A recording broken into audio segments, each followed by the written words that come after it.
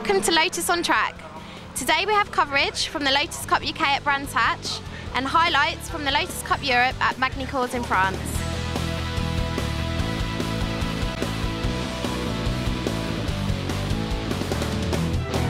Hi Adrian, it's your first time racing with Lotus Cup UK and how's it going so far? It's a baptism of fire of the major quantities in that very little track time before we picked up the car and learning quite a lot very quickly. Never done road going tyres, never done mid-engine cars, never done lots of things on this car, so lots to learn, but thoroughly enjoying it. I have to say the people have been brilliant, absolutely brilliant. Oh, that's great. And you went out for practice yesterday. I heard you had a little trouble. Can you tell us about that? Yes, I coming through clearways, I put the power on and the back came round to meet the front, unfortunately. Got to learn to be a little bit more progressive on the power and hopefully all will come right next time. So qualifying went well for you? Yeah, really well. Pole position, it was quite a messy session, to be honest. We went out, we had a safety car halfway through, which was a first for me. Rather than red flagging the session, they brought a safety car out. We had a car broken down on the way into clearways. So we were already on pole by then. Went back out, dropped down to second place. Waited for a bit of space on track, went back out and yeah, just squeezed another pole time in there. Great, well done. And Charlotte, it's your second race of the year. Are you feeling more confident this time? Yeah, we've done a lot of work in between. Fulvio's been out on a lot of track days. My times have come down by a lot, so looking forward to it. Should be good. I mean, hopefully we can get a podium tomorrow. Well done. You've just qualified pole position. Are you expecting good results for tomorrow? I hope so. Yeah. We had a bit of a rotten round at Silverstone. What could have gone wrong did go wrong, and we should have really had that win, but you know. We lost it all on our own accord, so we're hoping we have a bit better luck this weekend. Pole's good, we're quite heavy, so it's a difficult car around the tight Indy track. It's probably our worst circuit, so it was good to get on pole, and let's hope we hang on in there tomorrow, you know. Good. Now it's time for the race, and we've got another full grid for the Lotus Cup UK. Let's see the action. Round two then of the 2012 Lotus Cup UK, and an absolutely capacity grid. 32 cars taking to the start here at Brands Hatch, supporting the DTM meeting with Campbell Cassidy and Chris Randall on pole position. Chris Randall starts the car, Adrian Hall alongside him on the front row. Rob Fenn starting, as does Paul McNeely on the second row of the grid there. Mark Gooday and Jack Goff on row three. Watch for Rob Boston. He was very quick at Silverstone at the start of the year in his production class car. Liz Halliday again, disappointing qualifying for her. She's in 17th.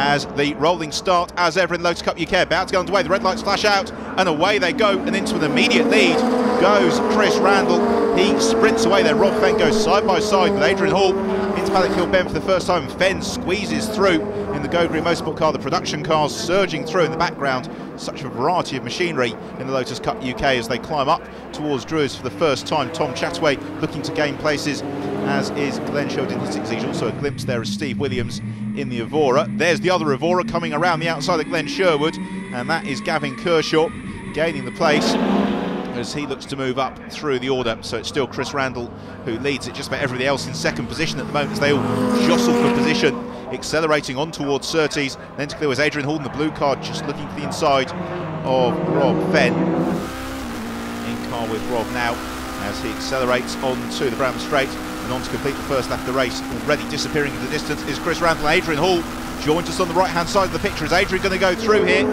Yes, he does. Hall has showed so well at Silverstone at the start of the year until retirement forced him out of the race, but he is up into second position as the field streaming through.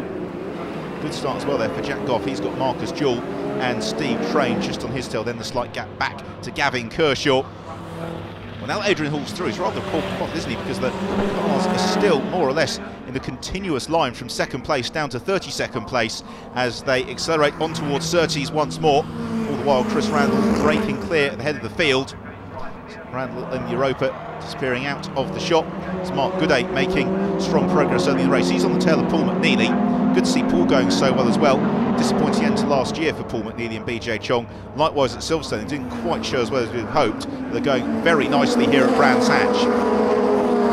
And looking around the outside now, Rob Fenn is Paul McNeely. That's a very brave move into Paddock Hill Bend.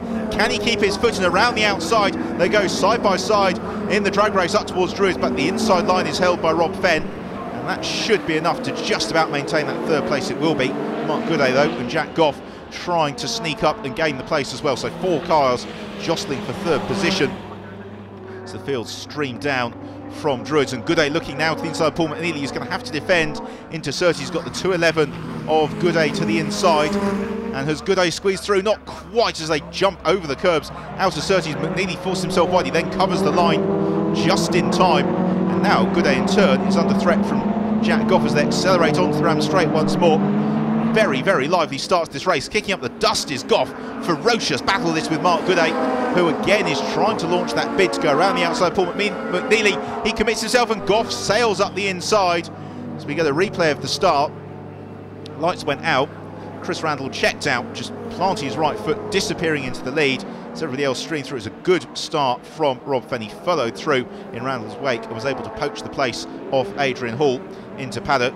Also, Paul McNeely and Mark Gooday getting away well. The production cars streaming cleanly through Paddock Hill Bend. We will keep an eye on the production class battle, because that will be very, very closely fought. It's currently being led by Rob Boston. We go back to the action, and Jack Goff, having seen off Mark Gooday, is now right on the tail of Paul McNeely. The two Exiges bounce at the curbs at Graham Hill Bend, and Goff has now got the switchback. He's got the inside line, looking towards Surtees here, as he draws alongside. Will he have gone through? Not quite. Again, McNeely favouring that very wide line through Surtees. He can then just cover his line through Clearways. Then the cars wind up the pace out of Clearways through Clark Curve onto Brown Straight. It's a great shot. You can see the dashboard lights flashing inside the cockpit of Jack Goff's Exige as he looks to change gear. But McNeely's got the straight line speed, and Goff will have to do something brave into Paddock Hill Bend here.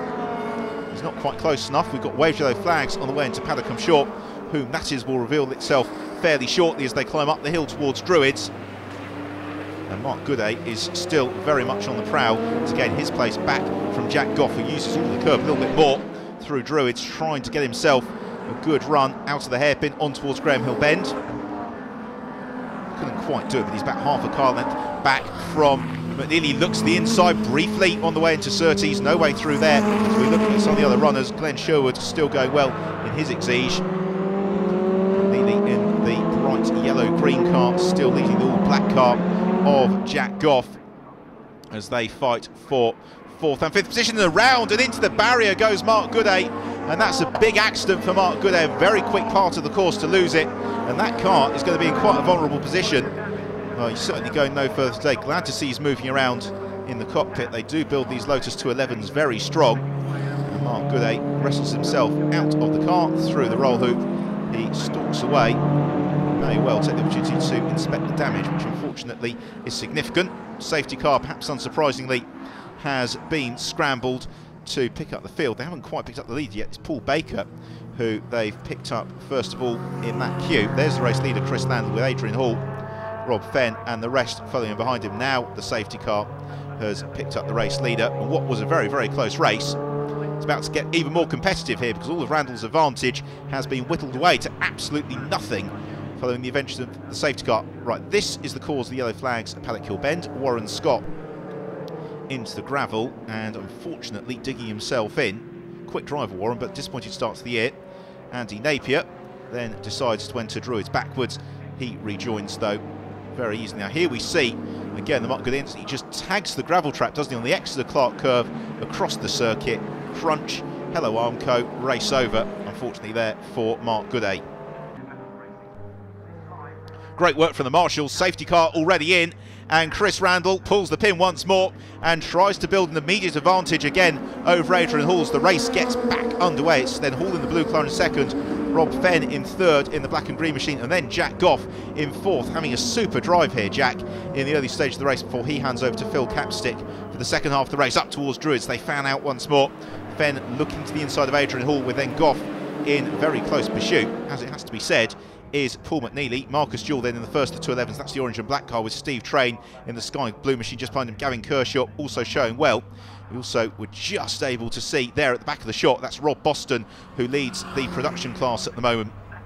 Multiple classes running in the Lotus Cup UK. It gives us full grids, a variety of machinery, pretty much every modern Lotus very well represented. Also means that we see some fantastic racing throughout the pack, as we're seeing here at Brands Hatch.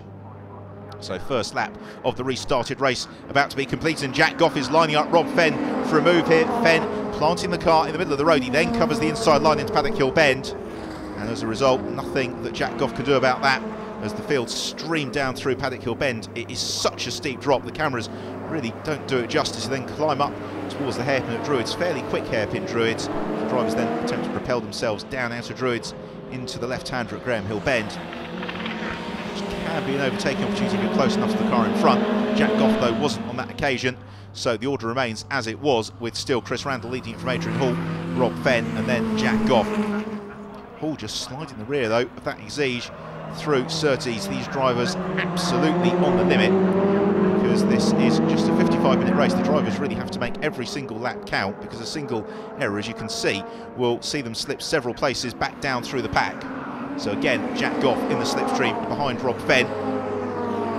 They take the high swooping line down through Paddock.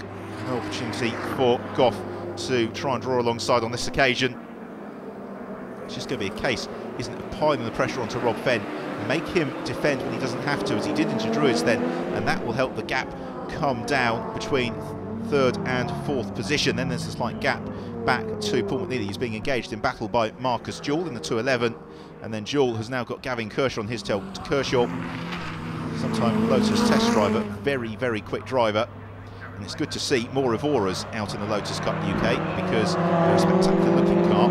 As they get increasingly sorted, they are very competitive. So Chris Randall leads here at Brands Hatch. We're going to take a short break.